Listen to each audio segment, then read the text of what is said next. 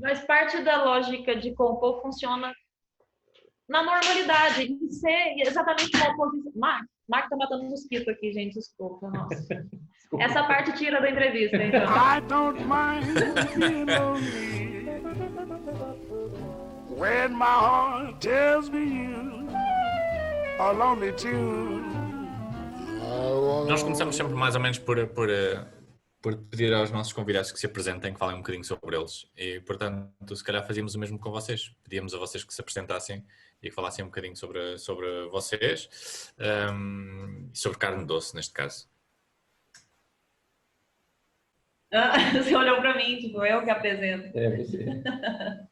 Bom, nós somos a Salma, eu sou a Salma, ele é o Mac. Nós somos a Salma. Nós somos um casal e, ao mesmo tempo, também a gente é uma banda. A gente tem um projeto musical já há 6, 7 anos. Foi 2014, 6 anos. E que começou com um casal e depois se tornou uma banda de 5 pessoas. E nós temos já 3 discos lançados. A gente estava se preparando para lançar o 4º antes, no começo desse ano. E agora a gente teve nosso trabalho também paralisado por causa da pandemia. E o que mais que a gente pode dizer sobre isso?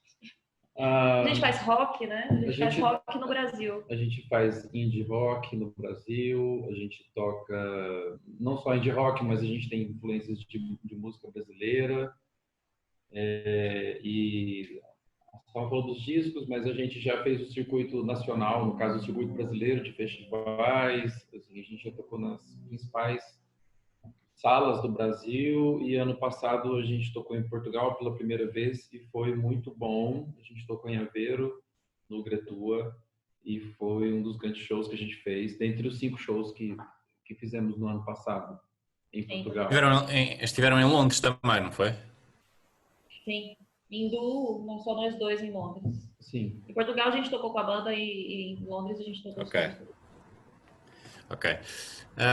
Isto, como tu disseste, Salma, a banda originalmente começou com vocês os dois. Eu penso que o vosso EP até se chamava Dos Namorados, se eu não estou em erro.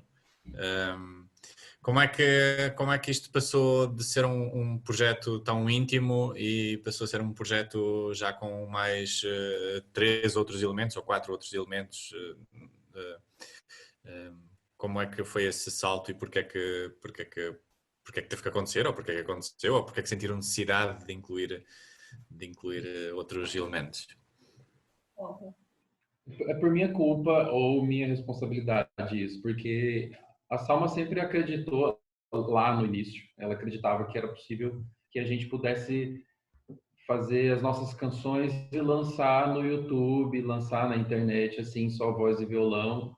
Mas a minha experiência anterior tinha sido com bandas, e eu aprendi a trabalhar assim, então eu acreditava que era necessário que a gente tivesse um grupo, que a gente formasse um grupo, que a gente tivesse uma banda. Então, eu sabia trabalhar assim, eu aprendi a trabalhar assim nos anos anteriores, então eu só conhecia esse caminho possível. Eu achava que assim a gente conseguiria dar uma roupagem melhor para as nossas canções, e eu acho que isso aconteceu, mas depois isso se provou importante porque foi com esse formato que a gente conquistou os palcos grandes, os festivais, porque a gente conseguiu elaborar um show, não de arena, assim, exatamente, mas a gente consegue... Sim, mas há uma dimensão do vosso espetáculo que vai muito para além daquilo que seria o conteúdo hipotético só com 2 elementos, não só pela dimensão que a própria música adquire, mas também por todo o show estético ou por todo o espetáculo visual que existe à volta disso, não só pela performance da sala, mas inclusivamente por toda a iluminação, que é super cuidada e super rigorosa e muito bem feita, devo acrescentar. Aliás, há alguns níveis, tenho para mim que o concerto de Carne Doce foi sem dúvida o melhor que esteve no Gretua, nessa área específica da música, precisamente porque havia um cuidado estético muito, muito, muito rigoroso à volta de todo o espetáculo, que é uma coisa muito Que é se calhar até ainda mais uma camada extra muito interessante da vossa banda, chamemos assim, ou do vosso projeto, chamemos-lhe assim. Tu disseste que já tinhas experiência musical noutras bandas, certo? Eu quase não Ok. tinha experiência de banda quando a gente começou, inclusive, acho que eu só tinha tocado e cantado em uma banda, era uma banda de rock setentista, inclusive eu era só backing vocal nessa banda. Então a Carne Doce, na verdade, foi como a minha primeira banda mesmo. Como é que numa conversa de banho ou de cozinha ou de sala vocês chegam à conclusão que querem começar a produzir musicalmente juntos? Eu não sei. O Mac já tinha uma banda, ele tinha uma banda que chamava Mersou e a Máquina de Escrever, e isso me dava vontade, por exemplo, me dava vontade de estar numa banda. Mas eu não tinha essa experiência, eu ficava no meu canto e ao mesmo tempo eu não me achava à altura, eu não me via como artista, eu não me via como como musicista, eu me via como fã só, eu me via como tipo de pessoa que nasceu para ser fã, para ser público e não para ser artista. Estavas um bocadinho enganada, desculpa. Deixa-me dizer. Então eu demorei um tempo até para ter coragem de mostrar as coisas que eu escrevia para o Mac, mesmo sendo casada com ele. Eu tinha vergonha das minhas coisas e demorou um Isso é pouco. uma componente, é uma das componentes mais interessantes na realidade do vosso trabalho. Para mim é a carga lírica que existe nas vossas composições. Tanto que o cartaz que escolhemos fazer para o Gretua incluía especificamente essa carga letrista O cartaz foi lindo, Foi escrever para música ou sempre escrevias poesia e depois percebeste que casava muito bem com a música? eu não escrevia nada, eu escrevia para blog, como todo mundo, sei lá, eu tinha um blogger e eu cantava no chuveiro. Então, eu realmente até os 20 e tantos anos eu não tive experiência nenhuma assim de palco, de nada. E para o Mac já era uma coisa de realmente de hobby, de experimentação, de verdade, de adolescência, sei lá. Mas num dado momento eu percebi que a Salma tinha essa capacidade poética muito apurada, assim, porque ela escrevia, ela tinha um blog e ela escrevia, eram contos, assim, uma coisa meio mais solta, assim, mas em 2012, se não me engano, ela começou a fazer as letras, e ela tem muita facilidade para escrever letras, e aí ela se aventurou a colocar melodia nessas letras. E aí a gente já tinha. Foi aí que começaram as primeiras canções. Ela gravou algumas melodias com letra num gravadorzinho, me entregou, e aí eu fui fazer a parte harmônica, e aí surgiram as primeiras canções assim.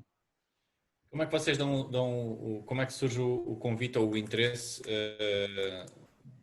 de fazerem as vossas primeiras tours internacionais? Foi uma consequência natural do vosso trabalho que se foi agigantando e, portanto, é uma consequência natural. É que ainda por cima não escolheram ir a um país vizinho, foi imediatamente ao outro lado do oceano. Portanto, portanto...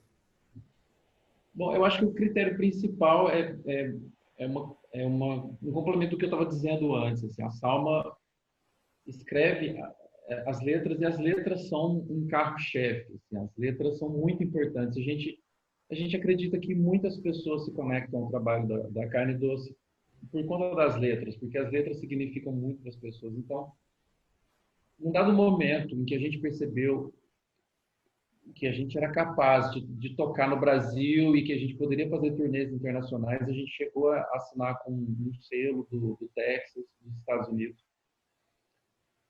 Então, a gente até conseguiu um convite para ir para os Estados Unidos, mas a gente pensava, esse investimento talvez não seja tão interessante agora, porque a gente precisa formar plateia, a gente precisa de público. E a nossa força para formar público são as letras. Então a gente precisa ir para um país de língua portuguesa. E os shows. Na verdade, isso de ir para fora, para o exterior, para fazer uma viagem internacional, isso já é vendido para as bandas independentes logo no primeiro ano de carreira. os produtores falam, ah, é muito bom que vocês invistam agora, sei lá, 50 mil e vão para o Primavera Sound para falar. E as bandas voltam e às vezes isso é um investimento super pesado para uma banda aqui do Brasil e nem sempre compensa, porque você não é conhecido, você chega lá fora, isso vai tocar onde, como que você vai se divulgar. Então a gente demorou, na verdade, para tocar fora, mas eu acho que isso foi melhor, foi mais inteligente, porque a gente agora tem um material para mostrar, já está gravado, tem os discos para as pessoas escutarem, as letras para as pessoas descobrirem, e a gente tem um show que a gente descobriu como fazer também o show e como fazer essas músicas terem... comunicar essas letras nos shows, né? Assim, eu me tornei uma cantora melhor, os shows ficaram melhores, eu acho que a gente chegou em Portugal no melhor momento, para a gente realmente conseguir fazer bons shows e conquistar um público legal aí. Deu certo, a gente acha que deu certo, porque a gente conseguiu formar um certo público, principalmente nessas 3 cidades, Lisboa, Porto e Aveiro, que foram onde os shows foram os melhores shows. Sim, eu tenho a certeza absoluta que toda a gente que teve a oportunidade de ver Carne Doce no Gretua saiu muito mais do que convencida, até porque há algumas, evidentemente que havia um público já mais ou menos afeto e que até já conhecia bastante melhor do que eu, inclusivamente, o vosso trabalho, mas houve uma grande porcentagem de gente que foi à descoberta porque ouviu 1, 2 músicas e decidiu que ok, valia a pena. E da impressão que eu tenho é que o feedback foi todo maravilhoso, foi tudo muito bom. E sobrará a questão que é quando é que voltam. Mas isso não conseguimos ainda conjecturar agora neste momento, não é? Eu, antes do salto internacional, tenho curiosidade sobre como é que é a cena indie aí no Brasil, ou seja, é uma cena comunitária e há circuitos ou é mais complicado do que isso? A gente tem a impressão de que esse cenário se construiu e chegou muito perto de ser consolidado nos últimos 10 anos, 15 anos, não mais, quase nos últimos 20 anos. Várias bandas surgiram e algumas bandas se consolidaram nos últimos 20 anos. Então, a gente acredita e a gente percorreu boa parte do Brasil e conseguiu verificar que existe uma certa estrutura, mas essa estrutura, por outro lado, ela é precária, porque como a gente trabalha com um público de nicho, um público específico, a gente depende muito dessas casas pequenas para públicos com números entre 250 e 500 pessoas. Então essas casas elas estão ficando cada vez mais escassas no Brasil, de maneira geral, assim. Casas como Gretua, por exemplo. Então a gente acredita que hoje esse cenário padece muito. O que eu quero dizer, a gente acreditava que estava se consolidando, mas era muito frágil, a base era muito frágil. Eu acho que o cinema é consolidado. Essas casas devem estar sofrendo muito agora nesse contexto de pandemias, né? Assim, então, realmente, a gente não sabe como é que vai estar depois disso tudo. A gente não sabe se esses produtores, proprietários de casas, né? Agentes, eles vão se manter depois disso. Eu acho que a maior dificuldade da cena independente do Brasil é porque o país é muito, muito grande, muito extenso e esse circuito de casas ele é localizado em pouquíssimas cidades. Capitais, principalmente. Aqui mesmo, na nossa região, no centro-oeste, só tem aqui, na nossa cidade aqui em Goiânia, tem umas 2 casas de show. E aí tem Brasília, daqui a 200 quilômetros, mais ou menos, tem mais uma cidade. E aí tem São Paulo, que está bem mais distante daqui, Rio de Janeiro, algumas 3 cidades no Nordeste. E aí, sempre que você tenta fazer interior aqui no Brasil, é muito difícil, porque o público é muito pequeno e aí não paga a logística. Então, o que falta é justamente ter esse circuito de casas pequenas para a gente poder se transportar, né? E viajar pelo país e fazer isso. Então, está tudo muito hoje localizado em São Paulo. Esse senso de comunidade também da cena independente funciona basicamente em São Paulo, porque a maioria das bandas, dos produtores, dos jornalistas estão morando lá. Então, se tem um certo... Sim, é mais, é normal, mesmo em Portugal, a uma escala muito diferente. É evidente que grande parte daquilo que se julga ser não é o circuito independente, nem o circuito alternativo, mas existe pouco, ou existe muito mais, evidentemente, na capital que é Lisboa, o Porto, mais ou menos, mas depois o restante do país não é assim tão, ou seja, não existe um circuito assim tão como dizer, sedimentado quanto isso. Eu julgo que começava a aparecer, que começava a formar-se, a cristalizar-se um conjunto de casas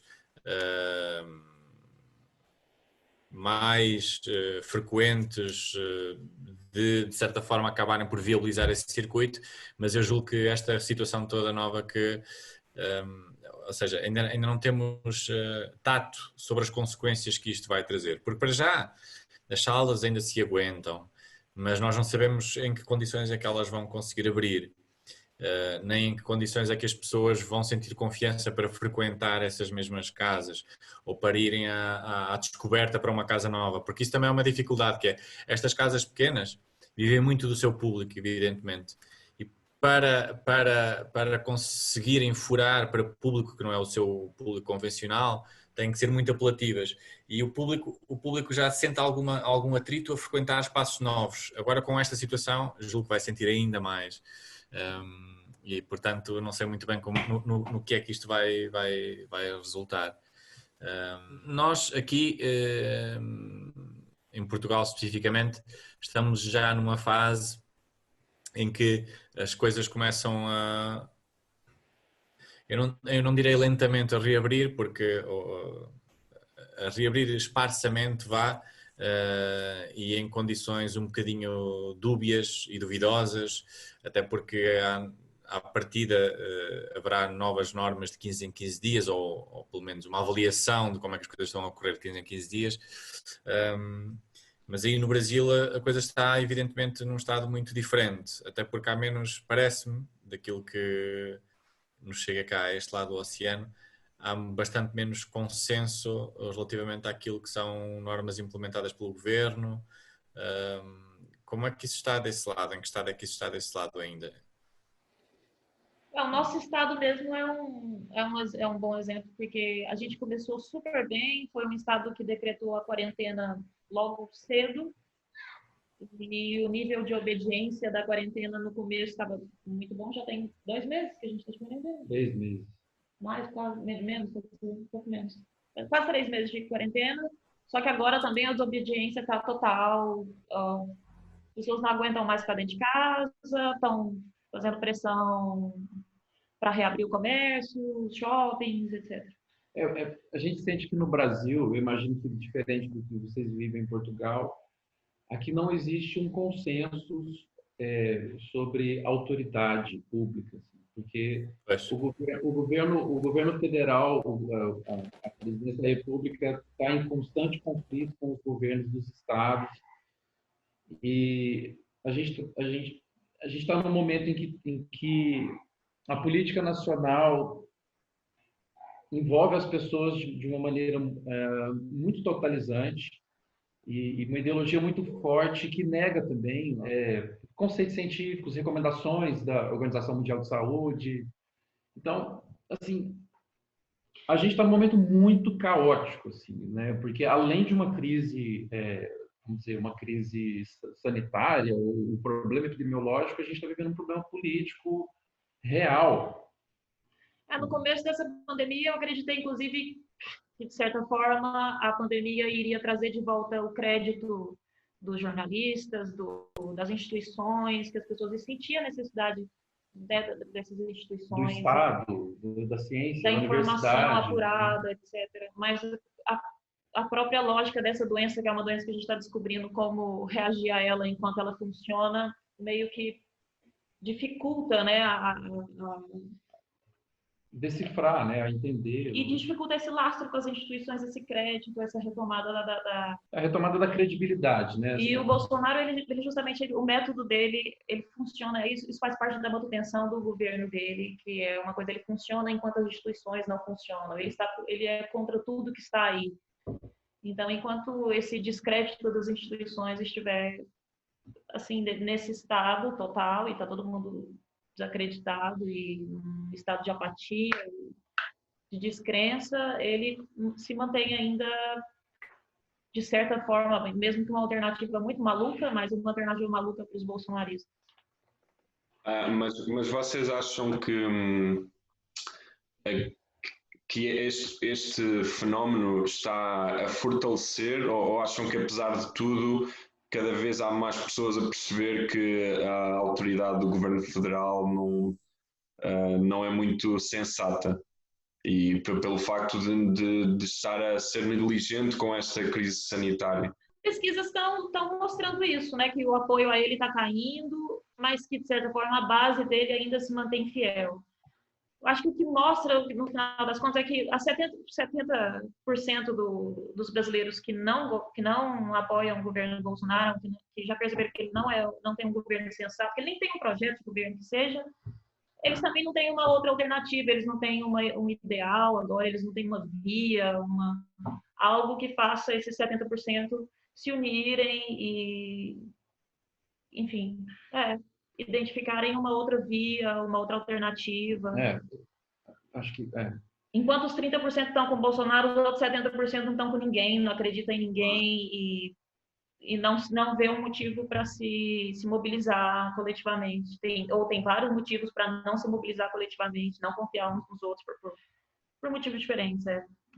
E por outro lado, a gente sente também que esse critério de confiabilidade nas instituições tá muito, as coisas estão muito fluidas, né? A Salma falou que o apoio ao governo federal é reduzido a 30%, mas isso também tem feito um movimento assim, sabe? Tem semana que a gente está vivendo uma situação muito instável mesmo, realmente. Para esses 30%, todas as vezes que ele demonstra que ele é insensato, isso, na verdade, é uma forma dele provar que ele está contra o sistema, contra tudo que está aí. As pessoas veem isso como um lembrete de que ele realmente está do lado da loucura, do insensato, e não do sistema, da política. Né? Vocês tinham um álbum para sair agora neste ano, certo? Sim. Vocês vão lançar os temas que já tinham planeado ou, dado tudo isto, vocês vão ter tempo para dar um passinho atrás e se calhar gravarem novos temas e se calhar escolherem temas diferentes ou não? Ou é o álbum que já está fechado e é esse que vai para a frente quando tudo isto voltar a abrir? O repertório já estava assim, fechado, né? O repertório do disco estava fechado. Então, o que estava faltando eram arranjos, assim, uma parte de produção mesmo. Assim, as canções já estavam todas escolhidas. Então, durante a pandemia, como a gente não se encontrou, a banda não se encontra, o grupo não tá trabalhando junto, trabalhar à distância não é tão simples e produtivo assim. Quer dizer, a gente não tem novos temas, a gente não está com músicas novas, as músicas são as mesmas que a gente já havia fechado em fevereiro. Eu pergunto porque isto evidentemente vem a níveis políticos, como já conversámos, a nível interior, imagino também do vosso espírito, do vosso estado de espírito, etc. E que podiam querer a uma nova luz lançar um álbum ligeiramente diferente. Pergunto só nesse sentido, porque há gente que de facto durante este tempo parou e de facto vamos ver o que é que vem aí, e a gente tem trabalhado desenfreadamente quase agora durante esta altura. Isto foi um tempo que foi para vocês de pausa e de reflexão? Aparentemente estou a perceber que sim, não é? não foi um momento de... As pessoas falam, ah, que ótimo, um momento para vocês poderem criar e compor agora. Mas parte da lógica de como a gente funciona para criar, de a gente estar no nosso modo criativo, ele é justamente em oposição ao modo normal, ao modo de estar na velocidade da vida cotidiana e de tudo tá acontecendo, enfim, na velocidade da vida, e agora tá tudo parado. Então, É como se a gente estivesse só no modo... só no modo parado, só no modo ocioso. Então, assim, não existe um contraste entre o modo ocioso e o modo prático. O modo prático, exatamente. E então demorou um tempo até para eu realmente não tive espírito de criar quase nada até agora. E depois de só de 2 meses, mais ou menos, começaram a surgir umas ideias assim interessantes, criativas, linkadas exatamente a esse estado, a esse momento que a gente está vivendo. Assim. Eu preciso dessa distância e de ter digerido esse sentimento durante algum tempo para poder escrever alguma coisa sobre isso. Mas realmente bateu isso que você falou de como é que vocês vão lançar essas músicas agora também, sendo que elas têm um tema, às vezes, nada a ver com esse momento. Isso fez a gente realmente paralisar o lançamento de algumas músicas e escolher lançar outras no lugar do que a gente tinha planejado. A gente fez inversões. Do ponto de vista da produção, a gente acredita que esse contexto, esse momento pode ter impactado, sim, porque algumas músicas, como eu disse, que não estavam totalmente arranjadas e assim totalmente produzidas, elas entraram num processo mais sintético, né? Assim, como a gente não teve muita oportunidade mais de se encontrar, quer dizer, a gente não teve oportunidade nenhuma de poder fechar algumas dessas músicas estão sendo fechadas pelo nosso produtor, o João. Então eu acredito que esse disco ele vai refletir sim um pouco esse momento nesse aspecto da produção, porque o João está fazendo muita coisa sozinho. Ele, ao invés de algumas baterias que a gente não teve tempo de gravar, ele está usando alguns beats eletrônicos, está usando algumas texturas. Então, a gente com certeza vai ter isso como sinal, assim, como um registro do momento. Isso é interessante porque se há um reflexo que este período vai ter é essa mudança para práticas mais eletrónicas, talvez, mais feitas em casa, não é? Eu acho que esse pode ser um sinal, Davi. Assim, eu acho que muitas das produções que vão surgir agora, assim, pela impossibilidade de encontros, vão ser essas produções eletrônicas e que são o que a gente consegue fazer sozinho, né? Assim, na maior parte das vezes. A gente está vivendo isso, como eu estava dizendo. As produções vão sugerir, sim. E talvez esse tipo de música feita no quarto aí, né? Eu não sei agora esqueci o termo que eles estão usando. O One Man Band ou coisa parecida, ou né? feito no quarto, que agora eu esqueci. Sim. Eu não sabia que já havia um termo para a música feita no quarto. Tipo a Billie Eilish, como é o nome do cara que produz? Você escuta? King Cruise faz bedroom music ou bedroom pop, às vezes. Deve ser isso. Ou coisa parecida, assim.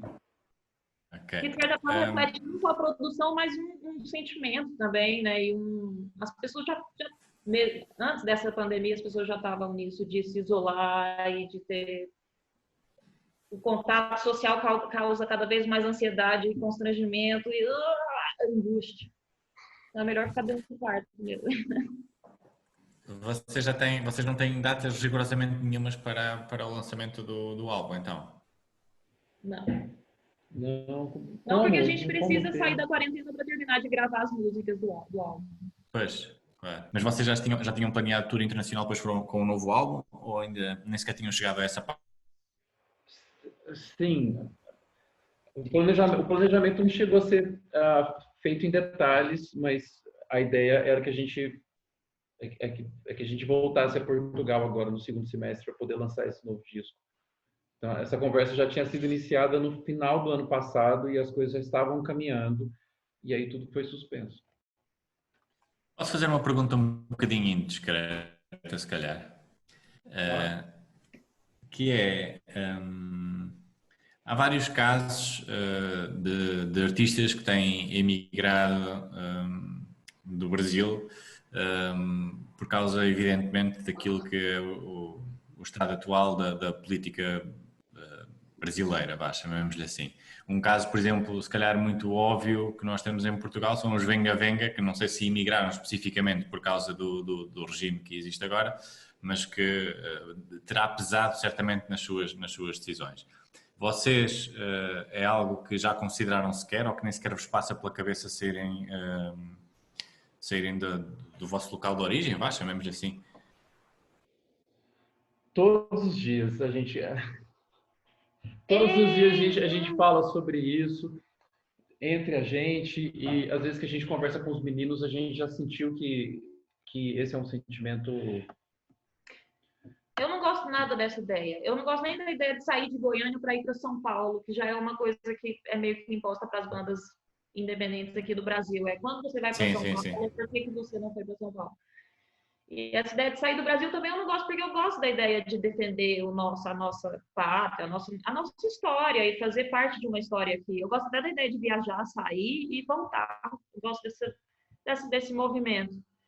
Mas a gente tem cogitado porque as condições estão se encaminhando para um lugar que a gente não consegue ver nada de positivo, nada de otimista.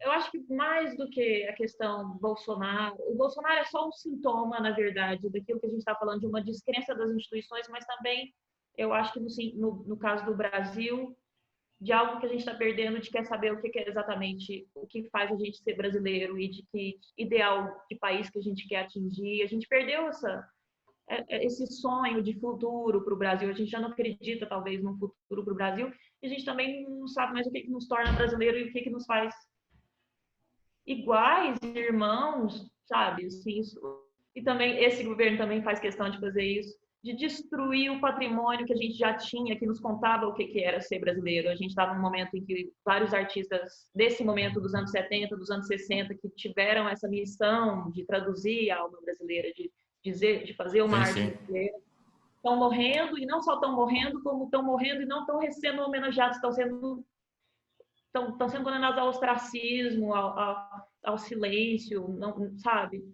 Por esse governo. Então, é isso que eu acho que está me fazendo mais triste ainda, a ideia de que esse patrimônio que a gente tinha está morrendo e não está sendo, e essa história está morrendo também, não está sendo contada, e de essa falta de um ideal, de um futuro e de uma ideia de povo, de país. Eu não sei nem se isso, eu sei que isso é uma ideia romântica também, de povo, de país, e eu sei que por trás dessa ideia pode ter várias ideias problemáticas, ideologias problemáticas e ruins, simplesmente. E não sei se num mundo tão globalizado também vale a pena ter isso, mas sabe, é isso que tem feito a gente pensar em ir embora e não continuar aqui. Mais um mate, mas eu também tenho pensado. A gente tem conversado sobre isso. Não é uma questão exclusiva de governo, não é só uma fala de governo, a gente não sente esse respaldo por parte das instituições governamentais, mas é uma questão de sociedade também. Então, na medida em que as pessoas legitimam esse governo, defendem esse governo e defendem todos esses critérios que colocam em risco ou que acabam com o que a gente acha que é valioso do ponto de vista nacional, da cultura nacional. Isso sim deixa a gente assustado, porque se fosse só uma questão de governo, mas não. O governo tem apoio, as pessoas estão pensando assim. A gente tem visto cada vez mais pessoas próximas, amigos, familiares, que simplesmente abandonaram isso que a gente achava que era importante, abandonaram a cultura brasileira. No meu caso pessoal, por exemplo, a minha principal referência é realmente a MPB anos 70, 80, que todo mundo conhece, Caetano, Gil, Chico, Aldir Blanc, que acabou de falecer, e isso tudo aprendi da minha mãe. E minha mãe hoje ela é uma bolsonarista e ela enxerga esses artistas como simplesmente esquerdistas, sabe? Eu acho isso tão triste, porque eu aprendi tanta coisa com esses músicos. Eu acho que essa alma, esse espírito, essa língua, que é uma língua brasileira, não que tu sentes que estão a perder, se calhar aí, por uma questão se calhar demasiado ruído, é uma coisa que, julgo eu, tenho eu essa impressão, que se expande e que cresce a um nível global e a um nível mundial permanentemente e de uma forma e com uma força cada vez mais redobrada. Eu vejo cada vez mais as gerações mais jovens a pegar nos Caetanos, nos Gis, nos Tom Zés, naquilo que foi naquilo que foi e que é o Brasil, não é? E digo jovens portugueses, digo jovens não portugueses, mas de outras nações. Portanto, acho que esse espírito, por muito que o Brasil seja confuso, ok? Eu acho que ele está bem cristalizado e bem sedimentado aos olhos e aos ouvidos do resto do mundo. Portanto, como é que estão? Digam-me uma coisa, os restantes elementos da banda têm outros, ou vocês, mesmo inclusivamente vocês, têm mais projetos paralelos ou têm só carne doce? Só carne doce. Okay. E os restantes elementos da banda? Sim. Nós dois estamos com carne, né, do carne doce, mas os meninos têm outros projetos. O baterista, o Fred Vale, ele é um grande instrumentista e ele tem uma carreira bem mais antiga e mais consolidada do que o próprio carne doce. Ele toca profissionalmente em Goiânia há muitos anos e ele tem vários projetos, inclusive com artistas maiores, menores que o carne doce, projetos instrumentais. Ele tem um projeto solo. E os meninos, os três meninos juntos, também têm um projeto de dub e reggae.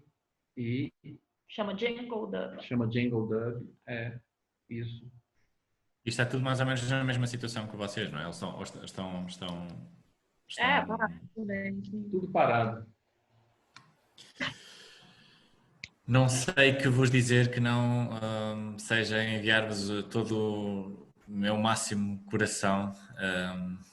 Aquilo que estavas a dizer há pouquinho, que havia uma falta de consenso também relativamente ao problema e nas figuras de poder, é uma coisa que nós também sentimos aqui simplesmente menos ao nível do poder central. O poder central está mais alinhado, pelo menos o poder central e o poder autárquico estão mais ou menos alinhados relativamente a tudo, embora a população comece cada vez mais a ficar mais dividida relativamente a tudo isto. Há quem ache que isto não é rigorosamente nada, há quem ache que é só uma coisinha pequena, há quem ache que as medidas do governo foram exageradas, que é tudo uma cabala mundial. Há muito pouco consenso também a esse nível. E há partes da população que estão a ficar sem capacidade de se isolar porque precisam de trabalhar, não é? Porque não têm... Claro. Queria só agradecer-vos muito por terem aceito conversar connosco. Quero endereçar-vos desde já o convite para quando tudo voltar ao mais normal possível, vocês voltarem a Portugal, a Aveiro, ao Gretua, ou pelo menos perto. Pode ser ao Porto, o Porto já é perto o suficiente, está bem? A gente quer voltar em Aveiro, foi ótimo. A gente quer voltar para o Gretua, essa casa é maravilhosa. A gente se divertiu demais, a gente se divertiu muito. A gente adorou, sim. Vamos fazer um plano de um concerto de carne doce, mas estendido a um fim de semana inteiro, que podemos, ao invés de ser chegar, ou montar concerto e depois ir tudo embora, podemos ficar um fim de semana inteiro trancados em quarentena no Gretua, em festa, está bem? Por favor.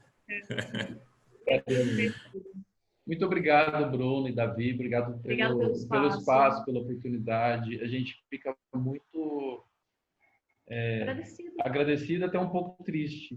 Triste? Eu fico um pouco triste de saudade de estar fazendo esse contato assim, porque a gente gostaria de estar aí. Planejando essa viagem. A ideia era que a gente já estivesse em Portugal agora entre junho e julho, então a gente era para a gente já estar chegando aí, né? Então...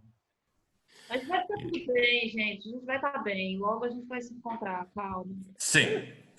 E se não ficar, nós fazemos questão pelo menos de ficar tudo mal, mas melhor do que estamos agora, ou pelo menos todos juntos dentro de todo o mal possível, está bem? Sim. Tomara. Ótimo. Mal, mas juntos. É isso. É isso, fica prometido. Obrigado por tudo, mais uma vez. E até já, Obrigada. malta. Obrigado. Obrigado, Bruno. Obrigado. You're lonely and I'm lonely, so why can't we be lonely together? The night is young and while it grows older, we can forget crying on each other's shoulder.